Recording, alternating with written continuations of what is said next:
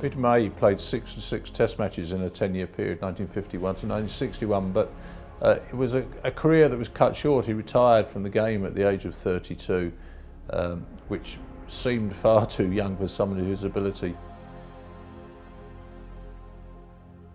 Peter May was an elegant player, and I think he's still the best player England have produced since the war.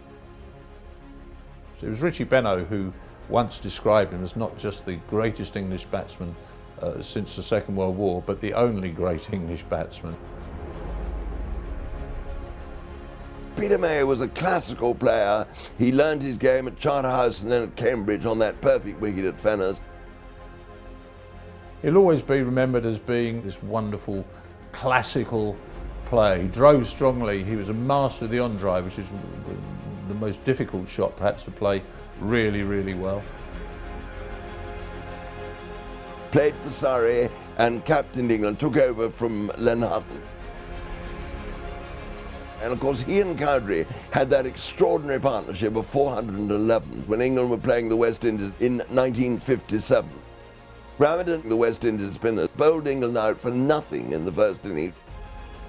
And England lost a couple of wickets early on in the second innings.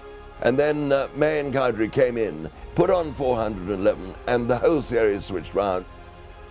His greatest batting triumph, Ramadan was never the same bowler again, and Peter May made unbeaten 285 in that innings. The last two tests, I think England won by an innings, and they went on to win the series. Peter May, wonderful player, but together those two were absolutely amazing. I played once with Peter May in a game at Fenners, and he was very shy and he they haven't come to see me play. He said, well, they have actually, Peter. And he went in, he didn't get many runs, but he played one shot, I just remember, and it was enough to see how good a player he was. Sometimes you can just tell, even though he was well past his 10, 12 years gone from his retirement, even then it was still evident that he'd been a great player.